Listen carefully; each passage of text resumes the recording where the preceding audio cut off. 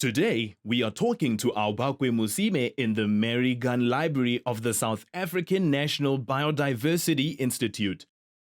SANBI manages the 11 national botanical gardens in South Africa, of which Kirstenbosch is the Institute's flagship garden that everyone knows about.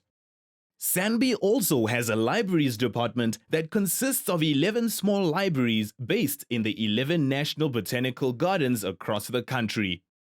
The two largest libraries are the Mary Gunn Library in the National Herbarium in Pretoria, NBG, which is the largest scientific research library in the Southern Hemisphere, and the Harry Maltino Library in Kirstenbosch Research Centre, situated in the Kirstenbosch, NBG. In addition to the libraries, SANBI has a graphics department that publishes science-based publications mostly about research done by SANBI scientists, staff, and also external researchers. These books are sold at the SANBI bookshop in the National Herbarium in the Pretoria National Botanical Gardens. Stay tuned to the Eruption session hosted by your very own Hubert. No, it's not this one. Oh, there it is. Maybe I'll add that. That would be a nice one. Okay. And today we are bringing to you a very exciting interview with a very dear friend of mine, Aobakwe Mosime. She's actually on her second book. Aobakwe, welcome. Thank you. Thank you very much for having me. It's a pleasure. It's been a while, Yeah, first of all. I know her from high school. High school, yeah. So I was just even thinking about it yesterday. I'm like, oh, it's been 8 years. It's been 8 years. Yeah, so really grateful to be here. I'm so grateful. I'm inspired. And I want these people, I want the world to know, what you do. Thank you. I think that you have such a powerful gift and a seed inside of you, and that needs to erupt. Yeah. Okay, this is your platform. Erupting. It's already erupting. Yeah, By the way, Aobakwe is not a virgin to our mic. She was on our stage in 2016. Yes. So that's incredible. Welcome back. Thank you. Okay, let's dive right into it. Tell us a little about your books. First of all, Under the Blazer, and a little about the new book. When are you launching it? Okay. And so I've got 2 books already out, which was self-published by me. And, incredible. So the first one was Under the Blazer. It's basically about the 4 years I was at Clapham.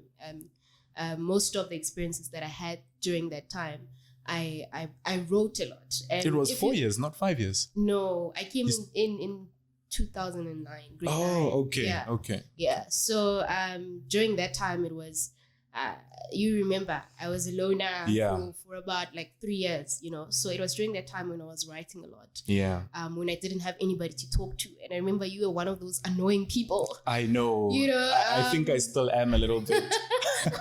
And I think I mentioned it in the book that there was always this guy who's always greeting me. Oh my God. No man, leave me alone,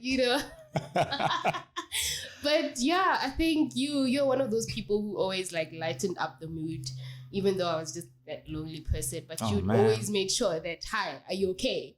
Even though you are alone, but are you okay? So I'm still grateful for such experiences. I might just write my own book now as well. Oh wow. Being the nice guy, lightening the mood. No, but you are. I think you still are, So so that's where the journey of Under the Blazer started. Yeah. And after that, after high school, I remember the very first poem that I wrote, that Maps even mentioned actually when we were coming, that I wrote. And the very first time when I posted it, I didn't really have really big aspirations about it. Is it still up on social media? Yeah, it is. Apparently, it still is. Okay. So, I'll do my stalking. Don't worry. Please don't delete anything from your past. Yeah. No, I haven't. Because that's where I started. That's where somebody read it and said, listen, you need to take your writing seriously because it will take you somewhere. And this person was so random because she was from Botswana. So, obviously, when somebody from Botswana says that, you really pay attention. Shout out to you, Botswana person. Yeah. And you just huh? Sure. somebody from there can see that. I believe that, you know. There must be something. Yeah, You know? yeah. And I really believe also that God uses those random moments 100%. to catch our attention and Yeah, to say, and to get you into the right direction as well. Yes, and say, actually, that is what we need to Yeah. be doing. So yeah, from there, then I started writing more, but also compiling everything that I've written from the years and saying, okay, what is appropriate? What can be appropriate Okay. for Under the Blazer? And what do I still need to add on in terms of experiences and what I know and what I've learned along the way? Yeah, so after that, that's when Under the Blazer was birthed. Wow. That's how it was birthed. But it was also birthed In what from year a was deeper- it? Was it launched in? 2016. 2016. Yeah, Same year as Eruption. Yes, Perfect. Yeah. yes. That's yeah. actually when you gave me the first platform, to talk That's about it. Yeah. the book and stuff. You know, so after that, I actually wanted to say something. Mm-hmm. Say And it. you- This is your you- platform. Yeah. So during 2016, as I was publishing the book and everything, now I lost my train of thought. But anyway. You see, storytellers and book writers, they have a lot going on in their minds. And I had a story in mind. But you were telling us about, maybe connect. you'll catch it, the launch in 2016. You had the platform at Eruption and how the baby was formed. There we go. Yes. So now the deeper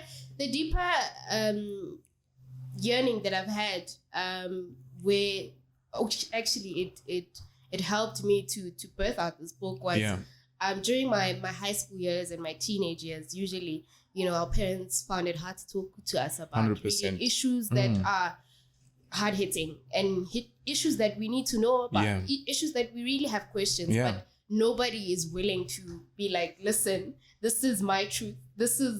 I'm giving you as raw as it is, and you'll get your lessons. I don't need to tell you do this and don't do that, you know?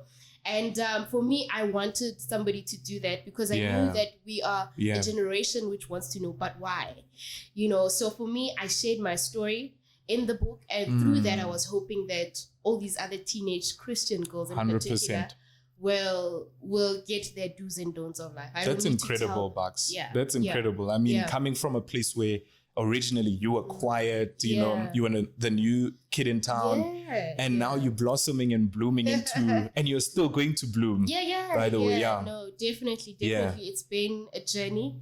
I've been the very quiet person, but I personally believe I've always had a lot to say. Look, if I were to describe your character in 2 words, I would use observative.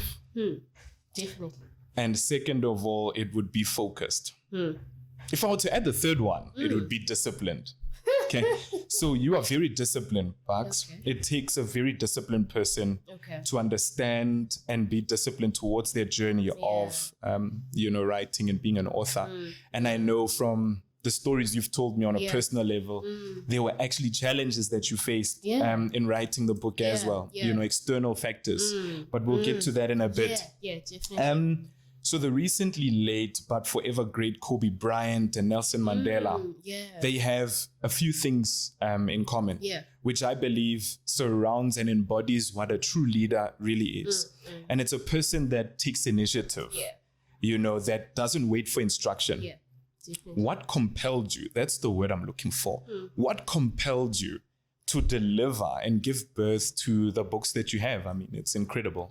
It always boils down to the need, but also before the need, it was because I went through something. Okay. And I knew that. So you were personally pressed by some issues and. Yes.